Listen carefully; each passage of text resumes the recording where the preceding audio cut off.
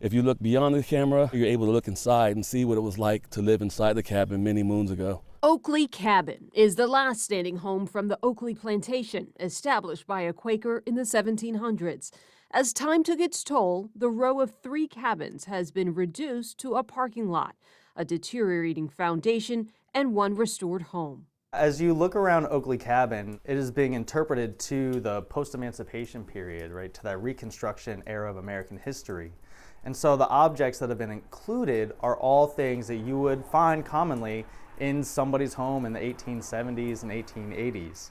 Dr. Stephen Woelke with the University of Maryland's Historic Preservation Program walked 7 News through the small cabin nearly lost to arson. So you have some of the interpretive panels that talk a little bit about the history, not just what it was like to cook and live and do laundry, but this was a site of labor as well. Though the cabin is only a few hundred square feet, 10 to 12 people slept in a small upstairs living quarters. That's your indoor bathroom.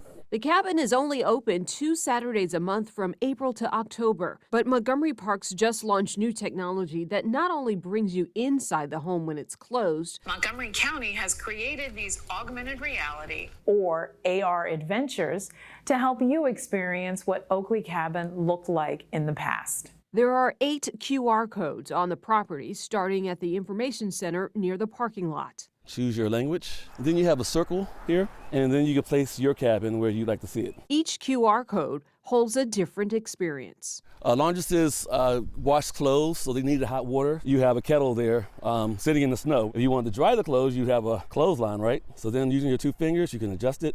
And then, of course, you'd have this area where you'd wring the clothes. Derek Kenny with Montgomery County's Technology and Enterprise Business Solutions says although this is hallowed ground, there is still room for fun. So what's a pig pen without pigs? Maybe you have 1 pig, 2 pigs. I've seen some kids make it 1 million pigs, which is ambitious. The last stop for the self-guided tour of the property takes you to the 3rd cabin. That only has an eroding foundation marking its spot. Using Blender and 3D modeling technology along with the good work from University of Maryland to scan the other house, we're able to create an approximation of what this 3rd house will look like. So when you scan it, you can walk up to it and see the detail all the way up to the stairs and the sides of it. So through this phone, you're seeing a house that's not there. So how does a crumbling foundation become a historic cabin that you can see in living color? Where you see concentrations of window glass is going to be where windows were located, because windows break.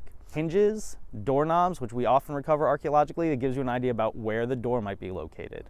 You can find the foundation of the chimney and see the way the bricks are distributed to understand where the chimney was located and get an estimate for how big it was. Using archaeology as a window into the past not only explains historic structures, but the people who occupied them. Excavating at sites of enslavement, we've found things like gold-plated tips to canes and buttons, and these things that you would not typically associate with people who were enslaved, but it was a way that they were trying to show that they were more than the status that they were forced into.